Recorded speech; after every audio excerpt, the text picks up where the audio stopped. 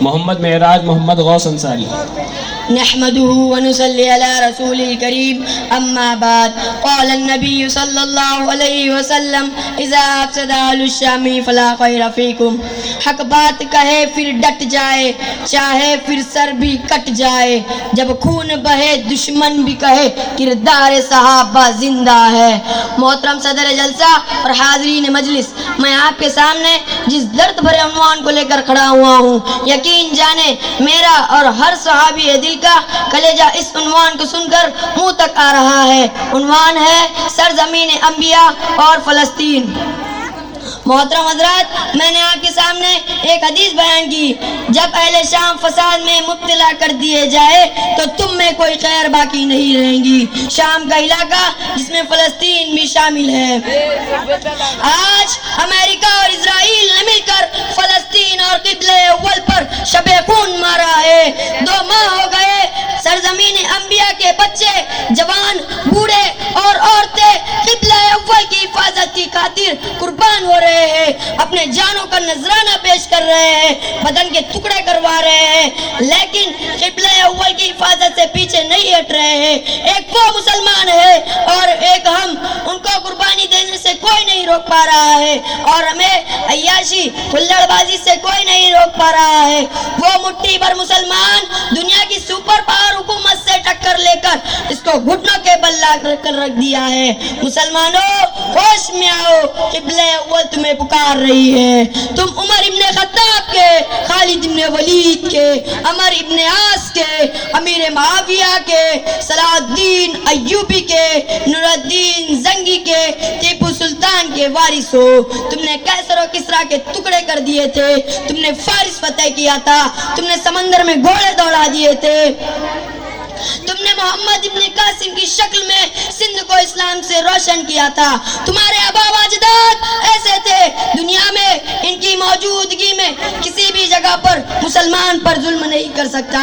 آج تم پوری دنیا میں دوسرے نمبر پر ہو، 57 تمہارے ملک ہے، لیکن پھر بھی مسجد اقصی تمہیں پکار کر کہہ رہی ہے. کہاں ہے عمر ابن خطاب کے ماننے والے؟ کہاں ہے عمر ابن عاص کے نام لیوا؟ کہاں ہے صلاح الدین ایوبی کے تلوار والے؟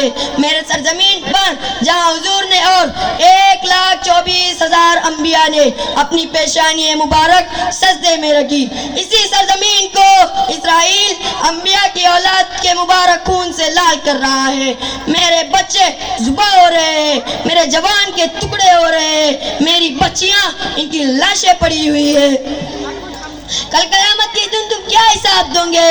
آج میرے نوجوانوں سبق لو فلسطین کے غازیوں سے. آج میرا نوجوان موبائل سے فرصت ملے تو آگے آئے، انسٹاگرام سے باہر آئے تو مسجد اقصی کو دیکھے. مسلمانوں اٹھو، مسجد اقصی اور دیگر مساجد تمہیں آواز دے رہی ہے. ایک بار اور بھی بطحا سے فلسطین میں آ، راستہ دیکھتی ہے مسجد اقصی تیرا. اگر آج ہم نہ جاگے تو تمہارے ذات تک نہ ہوں گے داستانوں میں. اور آج میں اس اسٹیج سے کہنا چاہتا ہوں، ہم قربانی دے یا نہ دے، دنیا کے مسلمان ساتھ دے یا نہ دے، لیکن مٹھی بھر فلسطین کے مسلمان قبلہ اول کی فتح کی خوشخبری سنائیں گے انشاءاللہ. یاد رکھو فلسطین کی ماں جس کپڑے میں لپیٹ کر تم اپنے بچوں کو دفن کر رہی ہو. یاد رکھو انقلاب آ کر رہے گا. یاد رکھو مسجد اقصی مسلمانوں کے سجدے سے آباد ہو کر رہیں گی.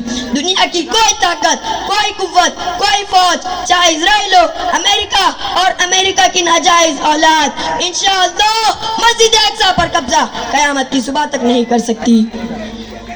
اور مسلمانوں، میں آپ سے کہنا چاہتا ہوں، بیدار ہو جائے. مسجد اقصی کی حفاظت کا جذبہ اپنے اور اپنے بچوں کے دلوں میں پیدا کرو.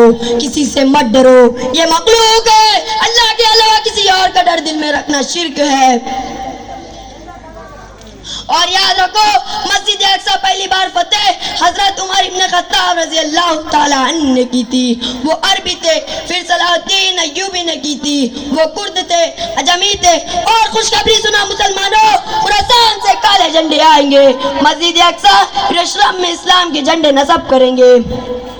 ہمیں فخر ہے ہم عجمی لوگ انشاءاللہ مسجد اقصی کو فتح کریں گے بشرطے کہ شہادت اور قربانی کا جذبہ ہو۔ آخر میں مسلمانوں تم سے ایک گزارش ہے، ہم اور ہمارے بچے یہاں سکون میں عیش میں ہے اور وہاں انبیاء کی سرزمین پر اسرائیل ہمارے ننھے منھے بچوں کو قتل کر رہا ہے۔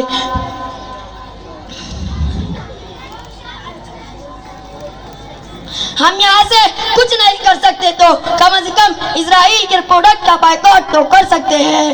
ہاتھ اٹھا کر اللہ کو حاضر ناظر جان کر عہد کیجئے کہ ہم اسرائیل کے پروڈکٹ کا بائیکاٹ کریں گے اور جو دکاندار اسرائیل کا سامان رکھیں گا انشاءاللہ ہم اس کی دکان کا بھی بائیکاٹ کریں گے۔ ہمیں احساس اس لیے نہیں ہے کہ ہمارا خون نہیں بہ رہا ہے، جب ہمارا خون بہے گا سمجھ میں آئے گا۔